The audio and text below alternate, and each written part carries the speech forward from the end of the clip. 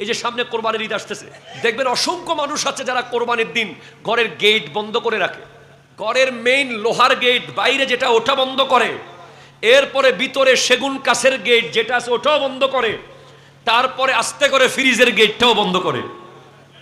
ঠিক কিনা কথা বলেন? কেন? বাইরে এক টুকরো গোশতের জন্য হয়তো কোনো এতিমের মা আসতে পারে, হয়তো কোনো ইয়েতিম আসতে পারে।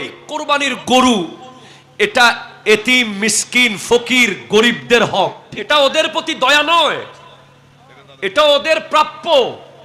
আপনার ঘরের দুয়ারে যদি এক টুকরো গোশতের জন্য একজন গরিব আসে, আপনি তাকে দয়া করছেন না, আপনাকে সে দয়া করতেছে যে আপনার কাছে গোশতের জন্য সে এসেছে। ভবিষ্যতে কিয়ামতের আগে এমন হবে, বড় বড় 10টা গরু জবে করবেন, কিন্তু দেওয়ার মতো 10 জন লোক আপনি পাবেন না।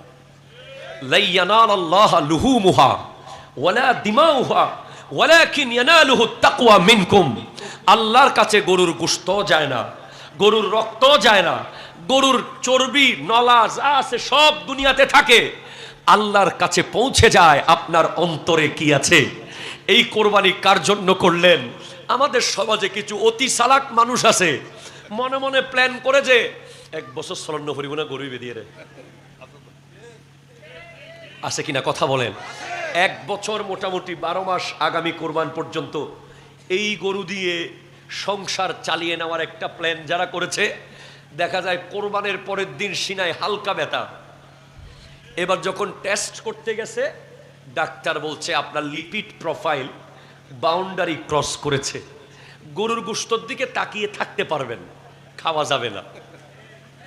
কথা বলেন ঠিক কিনা কথা বলেন? অথবা আপনি দেখবেন একটু মাথা ঘুরাইছে, পা রাখতেছে জমিনে, মনে হচ্ছে নিচে মাটি নাই, তখন ডাক্তারের কাছে গেছে, ডাক্তার সাহেব টেস্ট দিলেন। কি টেস্ট? ডায়াবেটিস।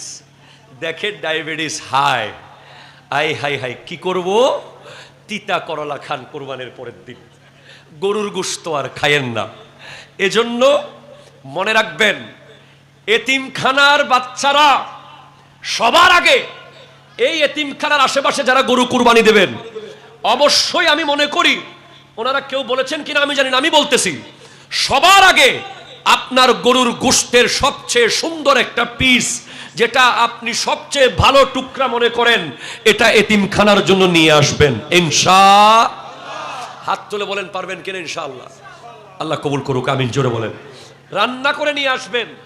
এই বাচ্চারা যদি এক টুকরো খেয়ে খুশি হয়ে যায়, আপনার 3 লাখ টাকা দামের গরু আল্লাহর দরবারে কবুল হয়ে যায়।